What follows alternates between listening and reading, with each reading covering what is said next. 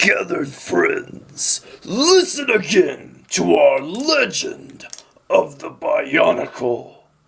In a time before time... Wait, what? What do you mean that's not... Fine, let me try it again. A long time ago, in a galaxy far, far away. What do you mean that's not good enough? Well, I'm trying my hardest here. Fine, but you owe me.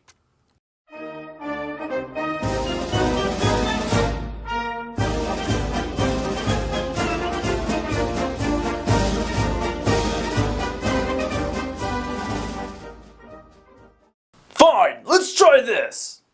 When the initial battles of the Revolutionary War broke out in April 1775. You see, kids, back in those days, America wasn't its own country. It was just another offshoot of Great Britain. And some of the British people came here to America looking for a new land to live in. They made 13 colonies. Later, those 13 colonies will become America. Few colonists desired complete independence from Great Britain. I desire complete independence from Great Britain. Those who did were considered radicals. I do not trust someone with no elbows. You are a radical. By the middle of the following year, however, many more colonists had come to favor independence. So the colonies convened a Continental Congress in the summer of 1776. A session on June 7th in the Pennsylvania State House, later known as Independence Hall, Richard Henry Lee of Virginia presented a resolution with the famous words, Resolved that these united colonies are, and of right ought to be, free and independent states, that are absolved from all allegiance to the British Crown, and that all political connection between them and the state of Great Britain is, and ought to be, totally dissolved. Basically, right there, he's saying that he wants America to be a free and independent country and no longer be a part of Great Britain. Lee's words were the driving force for the drafting of the formal Declaration of Independence. Although the resolution was not followed up on immediately. On June 11th, consideration of the resolution was postponed by a vote of 7 colonies to 5, with New York not voting. Congress postponed the vote on Lee's resolution, but appointed a 5-man committee, including Thomas Jefferson, John Adams, Roger Sherman, Benjamin Franklin, and Robert R. Livingston. Stop. Together they were the Fellowship of the Ring. What?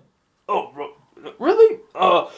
These 5 men were made to draft a formal statement justifying the break with Great Britain. Yeah. Was that good? The task of drafting the actual document fell on Jefferson.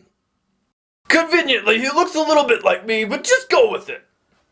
On July 2nd, the Continental Congress voted in favor of Lee's resolution for independence. On that day, John Adams wrote to his wife, telling her that July 2nd will be celebrated and succeeded for generations as the Great Anniversary Festival. You see, kids, John Adams believed that we should celebrate America's birthday and independence on July 2nd. Yeah, he wasn't a big fan of the 4th of July. On July 4th, the Continental Congress formally adopted the Declaration of Independence, which had been written largely by Jefferson. Though the vote for the actual independence took place on July 2nd, from then on, the 4th became the day that was celebrated as the birth of America's independence. It was said that John Hancock, president of the Continental Congress, signed his name with great flourish so that England's King George could read it without spectacles. A fancy word for glasses. Sir, America just signed a piece of paper that says that they're free from the British people.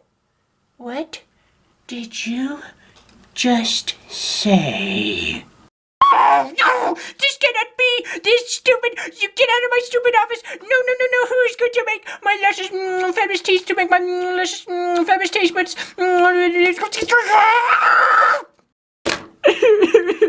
Who's gonna make my tea? Okay, I'm gonna be real honest with you guys. That may have not have been how it happened, but ugh, this coffee stuff tastes bad. It's actually tea. It tastes bad all the same. But that's the story on how the 4th of July was born. It's a pretty amazing story. It helps you realize how much hard work and sacrifice went into us being a free nation. So remember that this 4th of July, kids. Promise me. Okay? You promise? Okay, good. I hope you guys enjoyed this video, and I will catch you later. Have a happy 4th of July, everyone!